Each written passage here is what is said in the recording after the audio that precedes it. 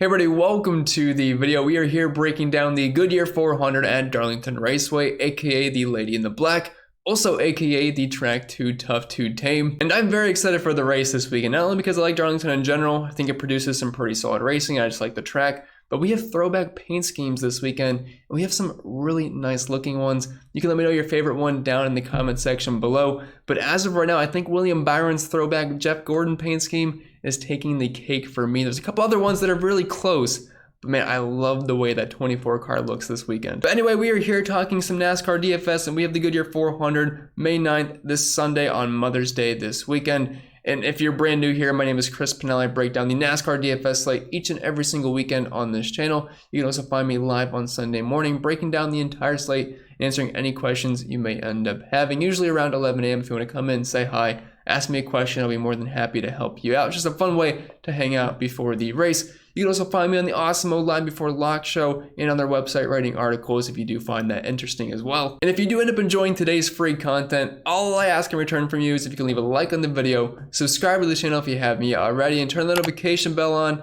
so you don't miss out whenever I post new content. And if you want to leave a comment down below agreeing or disagreeing with anything I had to say throughout the duration of today's video, or if you just want to tell me hi or I suck, you are certainly free to do just that. Now, if we could get this to over 300 likes once again, I would truly appreciate it. Every little bit does help, and you guys rock with that each and every single weekend. So once again, thank you for that. I do appreciate it. And besides bugging you to check out the sponsor of the show, PrizePicks, use code CPEN to get that free instant deposit match bonus up to $100. I think we can move on to the preview of this weekend's race. And as previously mentioned, this is the Goodyear 400 at Darlington Raceway. It's got two nicknames, so I think you get it by now. There's your outline of the track. It kind of looks like an egg. It's in the middle of a short track / intermediate. I'm not really sure what you want to call it. Just do whatever you prefer. It is an oval, steep, high tire wear. Like I said, intermediate short track. I'm not really sure. It's 1.3 miles in length. It's kind of right in the middle. I know back in the day when we had the different horsepower packages, we would ride the short track aero package here, so I guess we can't call it a short track. We have just under 300 laps here, which means we have 205.1 total Dominator points available to us this weekend, which means, yeah, Dominator points are going to be pretty important. Now, as you're going to see, we have several really good drivers starting pretty far in the back, so it makes for an interesting case study on what to do with these high-priced drivers this weekend. Do we want to grab two Dominators starting close to the front? Do we want to grab one guy close to the front, a couple guys starting in the back? Do you want to grab two guys up front, one guy in the back? We can do multiple things this weekend. The pricing isn't quite as steep as it was last weekend, where we had three guys above $11,000. We only have one, and he's $11K flat this weekend with Kyle Larson. So we have a little bit more flexibility this weekend. We also have around 100 less laps, so Dominator points aren't going to be quite as abundant. So we can do several things this weekend. If you're looking to draw comparisons from Darlington to other tracks, I like to look at Dover, which we had just last weekend. It also picks up quite a bit of tire wear. It's steep. It's, I guess, a short track. It's a mile in length. It's not quite like Darlington in that regard. You can also look at Homestead, Miami, another high tire wear track, Auto Club that we were at earlier this weekend. And you can even look back at Old Atlanta when it was not a super speedway and it was a high tire wear intermediate track. So we can draw some comparisons. It is a pretty unique track though, so usually we do see several familiar faces each and every single time we are at Darlington, but there still can be some added parity, especially with the next gen car, what we've seen so far this season with all the other drivers that have been popping up that we wouldn't normally expect. And if you're wondering my overall thoughts on the pricing this weekend, I think DraftKings did a solid job. Like, it's not super hard to build lineups, but it's also something you have to think about a little bit. It's not like at Martinsville or Richmond where we could play whoever we want. We could easily fit in 4 Dominators. That just makes it a little bit too easy to build lineups. Last weekend in Dover, it was kind of really hard to build lineups without getting down to the scrub. So we're kind of right in the middle this weekend. Kyle Larson's our most expensive driver at $11,000, and it trickles down from there. Some guys got deserved price bumps, and some guys got deserved price reductions. So overall, I think it's a solid slate. And again, if you want access to the spreadsheet that I preview for you guys, there's a lot more over on the Patreon side. I just give you guys a nice little preview over on YouTube. Link can be found down below for that. Projections for all sites, DraftKings, FanDuel, and PrizePicks. Also got the optimizer, ownership projections, which I personally feel are the best in the industry, the article, and much, much more. Check it out. Link can be found down below. I do think you will find it quite helpful. But anyway, let's get into the driver-by-driver breakdown here. We'll start up top with Kyle Larson, the most expensive driver on both sites, $11K over on FanDuel. He is starting right beside Joey Logano on the front row. He's got the best odds to win this race, and it makes sense. I know Kyle Larson has not been Kyle Larson of 2021, where you could basically plug him in each and every single week and feel pretty good about it. He's definitely fallen off a little bit. If you're looking at his 2022 numbers, they're still good. I mean, he has a win, 3 top 5s and 4 top 10s, but he's not really dominating. 12.7 laps led per race and 12 fast laps. And for the record, these 2022 season statistics, they might look different elsewhere. It's because I am just using the normal tracks we've been at this year. We're excluding road courses, super speedways, because I don't think that's a good reflection of the numbers that we should be looking at so far this season for this race here at Darlington this weekend. In the track type form, we are pulling from Old Atlanta, Homestead, Dover, and I don't think and obviously the Darlington race as well. I might have been forgetting something off the top of my head there, but it's about a 15 race sample size for the drivers that have been able to race in all of those. Obviously Larson did miss some, but anyway, I like Kyle Larson a lot. He is fantastic at Darlington. He was runner-up in both races here last year. Looking at the past few races for him here, nearly 90 DraftKings points per race, an average finish of second, average running position of 4.9, the best driver rating. No wins, but I think that can certainly change quite soon. Some of the best dominator points. And if you're looking at the practice numbers, I think practice was a little bit better than last weekend overall, where we can pull some at least solid data from it. Larson was fine. I mean, he wasn't over the top good, 6th in the 5 lap, 5th in the 10 lap, was 1st in the 15 lap, which is something that I'm definitely going to take into consideration because, over the course of a run, we're going to lose tires, and guys that can manage their tires well at high tire wear venues are going to be very important for this race. And Kyle Larson being P1 in the 15 lap compared to Joey being P1, P2 in the 1, 5, and 10, then P11 in the 15 is definitely something I'm going to take into consideration. And I definitely like Kyle Larson quite a bit if he's going to be able to manage his tires well over the course of this race, which is something he is typically really good at the high tire wear venues. He's been very good at conserving his tires, which is going to be very important this weekend. We also know he can run the high line very well, which is something you have to do at Darlington. So I know he's been pretty disappointing in a lot of good spots this year, but I'm going to go right back to the Kyle Larson well. And again, practice and qualifying just ended, so I'm not 100% sure of what ownership's going to look like, what my projections look like, but I can probably be safe to say that Larson is probably going to project the best. Now, Chase Elliott's obviously going to give him a run for his money starting in P34, but as far as the dominators go, it's going to be Larson and Joey up front, and I think I'm going to give the slight edge to Larson, but we'll talk about Joey in a bit. I still like him a lot, but Larson definitely looks like arguably the best play on the slate as far as just overall dominance. Chase Elliott, $10,600. He's the second most expensive driver on DraftKings, third most expensive driver over on Pennell. He is starting in P34. Don't really have much to say other than he's a fantastic play. He was a top 10 car in practice before he destroyed it. Looking at his numbers at Darlington, they are very, very skewed. Do not let the average DraftKings points per race of 25 and his average finish of 20th scare you away. He's a very good driver at Darlington, as evident to his average rank position inside the top 10. He just had several issues at Darlington where he's running really, really well. But then I want to say, back when COVID started, I believe it was the race where he ended up flipping off Kyle Busch because he got wrecked when he was running 1-2 with him. But yeah, no concerns with Elliott. I love that he was amazing at Dover last weekend, which I think we're going to see some similarities from Dover to Darlington this weekend. So definitely like Chase Elliott starting in the back. If you are playing cash games, please just plug in Chase Elliott and move on. The question becomes, do you want to play Elliott in tournaments? I still think you can. I mean, pricing isn't as stiff as it was last weekend, where you can easily fit in Chase Elliott in addition to like a Joey Logano for cash games if you want to. That's quite easy to do, and you could still fit another top-level driver and still put together a really solid lineup. So Elliott's just a fine play overall, and I would not be surprised if he can work his way up front. Martin Truex Jr., $10,500 over on DraftKings. He is starting in P4.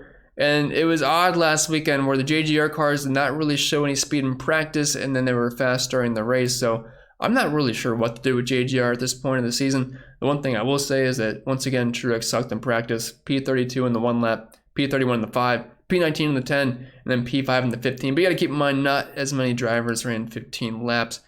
I will say he is running the auto owner's paint scheme this weekend, which always seems to make him faster, but that's not something I can really quantify as far as projections go.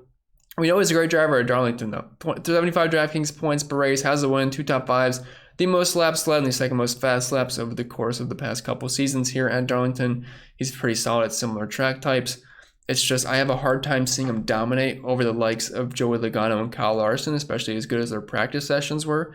You also have Kyle Busch starting P5. You have Ryan Blaney, who was very fast in practice, starting P7. And then you have Ross Chastain, who's just been on another level so far this season. So I think I'll have a little bit of exposure to Truex, but I'll probably end up finding myself underweight. This could change. I realize he was not great in practice last weekend. He was fast during the race, but we'll have to see if I change my mind. But as of right now, I think I'm going to take a underweight approach. I mean, I think he can have a solid race, but I'm not sure he's going to get front and dominate. And plus, you have Chase Elliott right there starting 3 spots further back, which, it's going to be kind of hard to get to Truex. Denny Hamlin, $10,300. He is starting in 22nd. He had some issues, ended up getting a qualifying lap in, thankfully, so we didn't have so much chalk in the back. If you're looking at practice, 21st in the 5 lap, 11th in the 10 lap, was 2nd in the 15, which again, I need guys that can conserve the tires well. I know Denny Hamlin's capable of doing that.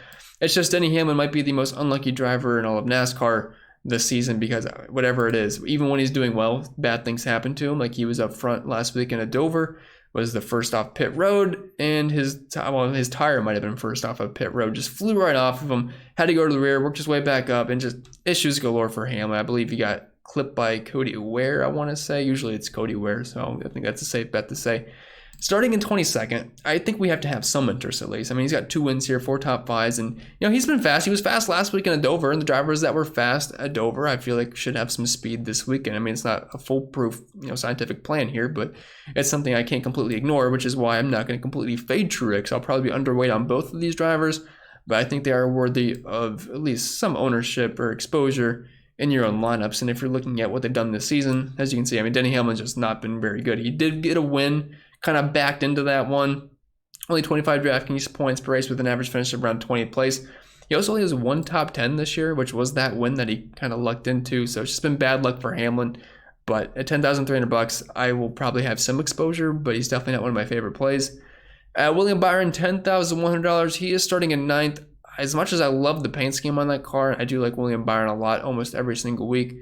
He did hit the wall in his second round of qualifying. It sounds like he's going to be going to the rear. At least that's what Clint Boyer said, and I'd probably have to agree with that. So if he's going to the rear starting in 9th, while that makes him interesting for tournaments, I mean, he's not bad at Darlington. He's got a couple of top 5s here. In one race, I believe it was right when COVID started, or when they came back right after COVID, he was running up front, had an issue with his teammate Jimmy Johnson. Practice wasn't good for William Byron, which is another concern. If he's going to the back, I mean, he's going to have to dominate at 10,100 to be worthy of a play. I don't really see that happening. So as much as I love the paint scheme, I'm probably not going to be playing Byron on this slate, especially if he goes to the rear. Dropping down to the 9K range, we have Kyle Busch below 10K once again. He's just really cheap every single week, compared to some of his teammates, which besides Christopher Bell, which I think is a mistake. I think Kyle Busch should be the most expensive JGR car. So I think I'm just going to keep playing him at a discount. He's been the one JGR guy that I've been rostering this year outside of Christopher Bell here and there. We're looking at practice, P6 in the 1, P3 in the 5, and fell off in the 10 lap where he was P20. But Kyle Busch has been really good this year, so I'm not going to completely ignore him. I mean, average finish of 8th, which of this data set that I'm using, he actually has the best average finish. Close to 54 DraftKings points per race, has 5 top 10s with only 1 top 5. I guess the finishes haven't really exactly been there for him, but dominated last weekend at Dover. I think Busch is a pretty solid play starting in 5th. Definitely has a chance to be a dominator. Not going to play him in cash games, but he is certainly worthy a play in tournaments. Has the 3rd best odds to win this race over in Vegas with his teammate Martin Truex Jr., or I guess tied for the 2nd best odds, tied with his teammate Martin Truex Jr. Ross Chastain, $9,700. Definitely got a big price bump here. Price bump over on FanDuel too at 11.5. He is starting in 8th. If you're looking at the track history at Darlington, besides last year, I wouldn't do it because things have certainly changed since then. But he did finish P3 in the most recent Darlington race. But I mostly care about what he's done this year in the next-gen car and the 1 car for Trackhouse. And what he has done is incredible. He's got 4 top 5s, nearly 57 DraftKings points per race. Absolutely killing it. Doesn't matter whether it's a road course, super speedway, intermediate, short track. He's able to find his way towards the front and be one of the best cars in the field. I know the price came up quite a bit, but let's be honest, I think Chastain should be like a $10,500 driver. Like, he should be more expensive than Hamlin and Truex. I'd probably slide him right underneath guys like Larson and Elliott, so I still think we're getting him at a decent discount. Starting in 8th, view him as a dominator. Do not view him as just a mid-range play that you're hoping for a top 5.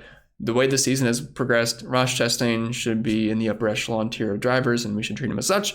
And 9.7, I think you're getting a pretty fair price point on him. I like him a lot. This is a good track for him. He can ride the high line, which is something you got to do here at Darlington. Alex Bowman, $9,600 on DraftKings. He's starting in P15, so it makes him interesting from kind of like a place differential / finishing position hybrid play that has the potential to get up front. I'm not really sure. I don't really see that happening. Last time I saw him dominate Darlington was right when COVID came back. He started, I believe, second right beside Brad Keselowski. I'm not a huge fan of Alex Bowman here. I mean, I know he's decent at some of the similar tracks to Darlington, but I mean, looking at practice, he was P13 in the 5, P14 in the 10, P9 in the 50. I need more upside of that at $9,600, so I'm probably not going to have much Bowman at all. Rather play the guy right below him, and the other guy right below him, and the other guy right below him. Ryan Blaney, Joe Logano, Tyler Reddick. 3 really solid plays here. Started Blaney, $94 on DraftKings. Pretty cheap price point, starting in P7. Had to assume it's just because he's not good at Darlington, but again, I don't really care too much about track history. Like, it's nice if a driver has track history, but you also have to pair that with things like they've been fast this year. They've been having some of the best average green flag speed ratings. They were fast in practice. And while Ryan Blaney does not have the track history at Darlington, he has the other things checked off. So you have to have interest here. Starting in P7, he could be a potential dominator. Was P5 in the 5 lap, P2 in the 10 lap. As a teammate, Joey Logano was blazing fast as well. Like I said, poor Darlington history. He's been getting better progressively. Kind of sucked at Dover last weekend, which I do have some concerns about, but he's been super fast this year. Tournament play only, but I'm hoping he is a little bit overlooked because the 2 drivers right below him should certainly carry a decent amount of ownership, especially the guy right below him. Joey Logano, $9,200. He's starting on the pole.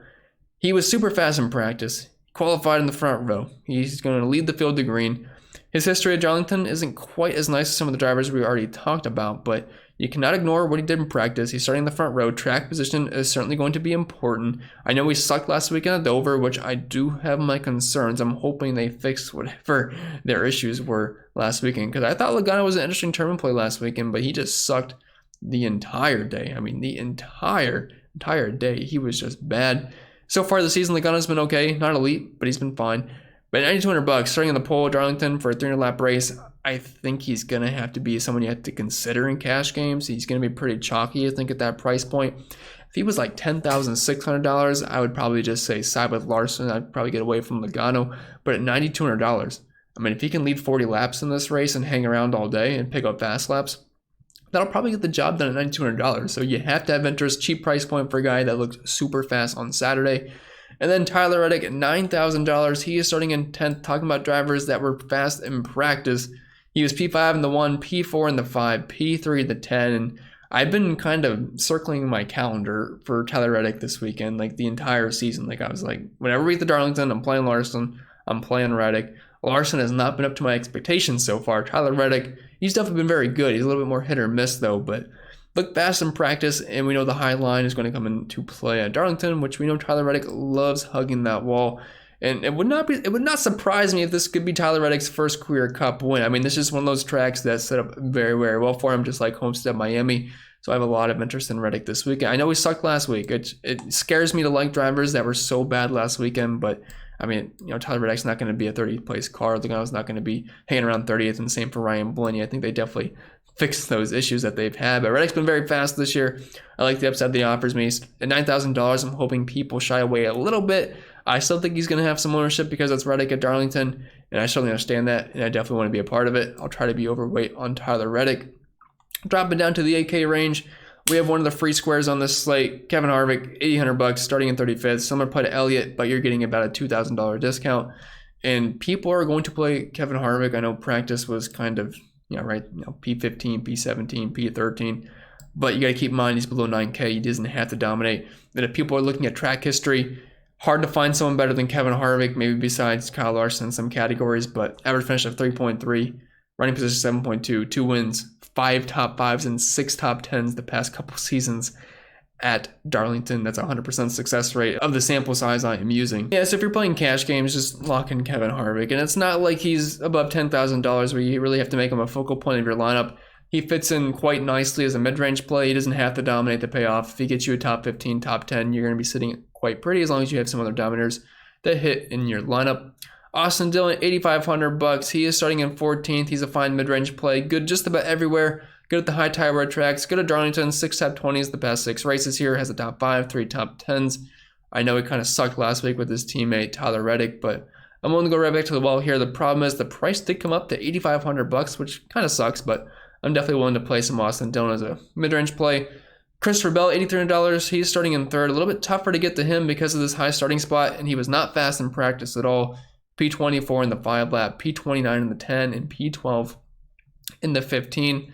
There's going to be so much ownership going to Kevin Harvick in this 8K range, and then the low 9K range where I don't think really anyone's going to play the rest of these 8K guys. So if you're looking to get low ownership, you can certainly do that. And he's got track position to work with, which we know track position is going to be quite important. So Bell can hold his ground and pick up fast laps and maybe get up front. It's possible. I don't really see him getting around Joey or Kyle Larson, but it certainly is possible. He's going to be a low-owned flyer for me. I'm not going to have too much exposure, but I don't think I'll full fade. Chase Briscoe, $8,100, kind of like Reddick and Ross Chastain this year. Not quite on Chastain's level, but guys that have certainly surprised me so far this year. Practice was solid though. P14 in the 5, P7 in the 10, and P3 in the 15. Starting in 13, I think he's an interesting tournament play. I think he's a better play over on FanDuel at $7,500, where place differential won't be as important. Over on DraftKings, he's going to be a guy where, if he fits mid-range, I'll go with it. Dropping down to the 7K range, you have Brad Keselowski, $700 on DraftKings, only $6,500 over on FanDuel. Probably a better play over there. Practice wasn't super impressive. P18 in the 5, P17 in the 10, and P10 in the 15, which is not as good as you may think because I think only 15 drivers ran the 15-lap consecutive runs. His history at Darlington is pretty solid though for his price point, but you got to keep in mind that was in a Penske car. I know the RFK cars have showed some speed as of late, but I'm not going to get to too much Keselowski personally. I think I'd rather play Daniel Suarez at $7,800. I think I can trust the Trackhouse team a little bit more. And plus, Suarez was pretty fast in practice. I mean, P8 in the 1, P9 in the 5, and P8 in the 10. He's had some very solid runs this year. He's always a guy that seems to screw me whenever I play him. But starting in P20, it looks like we have some top 15 upset out of Suarez, so I'll certainly get there in tournaments. Eric Jones was someone I had my eye on because he was fast at the other high tire wear tracks we've had this year in Dover and Auto Club, where he finished, I believe, 10th and 3rd. Was not fast in practice though. P22 in the 5 and also P22 in the 10 lap and P24 in the 1. He's starting kind of far up in 11th. I'm hoping he can just kind of hold his ground as far as track position goes, but he's certainly lower on my totem pool than he was heading into the weekend. And Eric Almirola, a guy I just don't really think I'm going to play much. I mean, over on FanDuel at $5,800, that's definitely a lot more appealing. The practice did not go well. P30, P25, P16, and P8. But again, keep in mind, the further down the list we go, the less drivers ran those amount of runs. Almirola Darlington's okay though. 2 top 10s, 3 top 15s, 5 top 20s. The problem is he is starting in 12th place. I have a hard time seeing him hold his ground.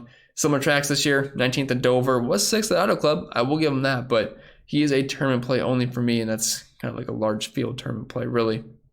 Kurt Busch, $7,300. He is starting in 6th. Has great track history at Darlington. 4 top 10s and 1 top 5. And if you're looking at practice, he was P4 in the 15, P10 in the 10, and P12 in the 5. It's going to be tough to click on his name starting in 6, but I think we have to have some shares of Kurt Busch just because he has track position to work with at the beginning. And we've seen a lot of times where the drivers you really expect to drop, they'll just kind of stick around there all race and just be kind of pesky when you don't have them. And $7,300 is a pretty good price point for Kurt Busch at Darlington, so I'm going to take some shares in tournaments. But if I'm playing like 3 max, I'm not going to get there. At 20 max, I'll maybe get to a couple, and 150 max is when I'll start kind of getting some more shares of Kurt Busch just to try to get maybe some slight leverage on the field in case he can hang around. Austin Cindric's, I think, got a pretty intriguing play at $7,100 starting at 19th. He was good in practice. It seems like Penske has speed. Blaney was fast. Joey Logano was fast. Cindric was fast here. P2 in the 5, P9 in the 10. Didn't get anything after that. I mean, obviously, we don't have any cup statistics to look at. If you're looking at what he's done so far this year, I mean, 36 at Dover, you can't really count that much. But 12th at Auto Club, which, another high tire wear track. So starting in 19th at $7,100, I think I'm definitely going to get to some Cindric. I assume he's going to project pretty well. I've not yet ran projections, but he's probably going to hang around that 15, 16 place range as far as my projected finishes go, which will make him a worthwhile play at $7,100. And over on FanDuel, only $6,200. Dropping down to the 6K range, we have Chris Buescher, $6,900. He is starting in 18th. Darlington, fine track for him, has a couple top 10s, couple top 15s. Finished 8th at Dover last weekend. Did have really good track position to work with, so that could be part of the reason. Got to kind of throw out Auto Club last time out. Finished in 35th. Did finish 9th in the most recent Darlington race, and then finished 9th earlier in the season. Starting at 18th, below 7K. RFK cars have showed a little bit of speed recently. I think he's fine down low. Rookie Stenhouse Jr., $6,700. He is starting in 26th, and man, oh man, did he burn me last weekend, because I played Ricky Stenhouse just about every single week. He sucks every single week. I didn't play him last week at all. He finished 2nd at Dover. He finished 10th at Auto Club in the season, so 2 of the high tire tracks we've seen that you can draw some comparisons to for Darlington. He's finished 2nd and 10th. So starting in 26, I think we have to have a little bit of interest in Ricky. I'm sure he's going to screw us all that we all go back to him. But he was fast in practice, 11th in the 1, 10th in the, lost my spot, 10th in the 5, and 6th in the 10th. Ricky's looking like a pretty decent play down low. I could see him being kind of popular because of that, but I think it's for a good reason. The numbers check out. It's hard trusting Ricky. Bubba Wallace starting in 17th, probably not a guy I'm going to get to a lot of. I'd rather just play Ricky. Yeah, I think he's got similar upside, but he's starting about 9 spots further back. Not like Bubba's got an extensive, amazing career at Darlington. Finished 16th at Dover, 19th at Auto Club, 21st at Darlington last year. Like, he'll probably finish somewhere around where he starts. But Bubba's one of those guys where I hate rostering him. I'll have a little bit, but I would not really someone I'd recommend too much. Cole Custer, $6,300. He's starting in 28th. Kind of practiced right around where he qualified, so I'm not sure we're going to have a ton of upside. But he kind of did that last weekend at Dover where he's got good track history at Dover. Qualifying sucked, practice sucked. He went a lap down early on, but he ended up finishing, I believe, 15th if I remember correctly, which I did. 11th at Auto Club and 11th at Darlington last year. Starting in 28th at the high tire track so far this year. I mean, he's been solid. So starting in 28th at $6,300, I think we have to have some interest, and I think he is cash game viable. Daniel Hemrick at $6,100. If you were playing over on FanDuel, take advantage of that price point. Like, he is way too cheap. I'm viewing him as the Justin Haley of last weekend, so the field was on like 2% Justin Haley. I played at like 15 to 20% Justin Haley on FanDuel. I know he was optimal on DraftKings. I can't remember if he was optimal over on FanDuel, but he was a good play nonetheless. $2,500 is way too cheap for a colleague car. I mean, Hemrick has top 15 upside. He finished, I believe, 9th at Auto Club earlier this season. Practice, P34 in the 5, P27 in the 1 lap, so it wasn't super impressive, but he's cheap enough to make it work starting in 24th. Dropping down to the 5K range, Justin Haley, $5,900, starting in 29th. Does not have the track position that he had last weekend. I think that does hurt him a bit. He's cheap enough to where it's fine. I mean, he's starting so far back. I'd assume he's going to be a top 25 car. It was P26 in the 5 lap. And he's good enough to not run that bad. I mean, 23rd at Auto Club, 11th at Dover. If he can get you a top 25, you'll be happy. Sub 6K. Harrison Burton, $5,700. He is starting in 25th. Finished 24th at Dover, 33rd at Auto Club. Earlier this season, if you're looking at practice, I believe it's right around where he's kind of starting, so it's hard to view too much upside. P23 in the 5, 23rd again in the 10, and then 13th in the 15 lap. If you're just trying to differentiate down low, I'll play some Burton. I'd rather play Burton over McDowell. McDowell's not really someone I have a ton of interest in. Starting in 16th, was 11th in the 5 lap. I will give him that, but that's kind of starting a little bit far up for a guy that's $5,500 that I don't really think is going to hold his position. He finished 17th at Dover. If you're just kind of playing the track position game, I don't mind getting some McDowell, but he's not going to project that well.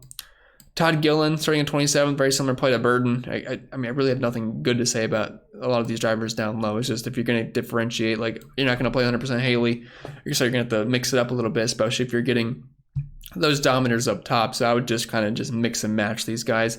Obviously, if I had to pick one, it's going to be Haley, but they're all kind of just about the same. McDowell's going to project the worst because he's starting so far up, but if he's able to hold his position and these guys kind of get stuck back there and go a lap down, that's also something to certainly keep in consideration.